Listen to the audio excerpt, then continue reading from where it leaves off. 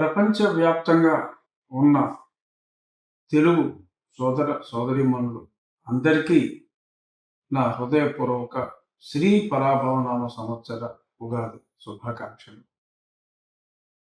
మన తెలుగు వారికి, కన్నడ వారికి ఉగాదిగా, మహారాష్ట్ర వారికి గుడి పడవగా ఎంతో ప్రసిద్ధిగాంచిన ఈ ఉగాది ప్రముఖ హిందూ పండుగల్లో ఒక విశిష్ట స్థానం.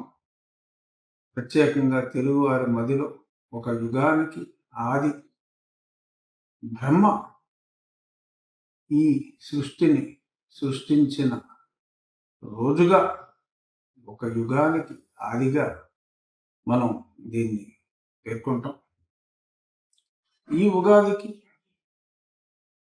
ప్రజలందరూ మన తెలుగు రాష్ట్రం, మన ఆంధ్ర రాష్ట్రం ప్రజలు గౌరవ ముఖ్యమంత్రి గారి సంక్షేమ అభివృద్ధి కార్యక్రమాలతో మరింత తేజవంతంగా విరాజిల్లాలని మనస్ఫూర్తిగా కోరుకుంటూ, అదేవిధంగా మన సంస్కృతి సాంప్రదాయాలని ఇప్పుడిప్పుడే చక్కగా అలవర్చుకుంటున్న ఇంకొద్ది మందిని కూడా నేను ఈ సందర్భంగా అభినందిస్తూ, మా ఉండి నియోజకవర్గంలో కూడా మరి ఒక పురాతన హిందూ దేవాలయంలో 40 సంవత్సరాలుగా తుడవడానికి కూడా అనుమతులు ఇవ్వని ప్రదేశంలో ఈరోజు వారే ఉగాది పచ్చడి పంచుతున్నట్టుగా తెలిసింది.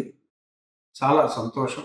ఈ చక్కని మార్పు మరింత మంచి మార్పుకి సంకేతం అవ్వాలని ఈ ఉగాది శ్రీ పరాభవనామ సంవత్సర ఉగాది సందర్భంగా మనస్ఫూర్తిగా కోరుకుంటూ మరొక్కసారి ఉగాది శుభ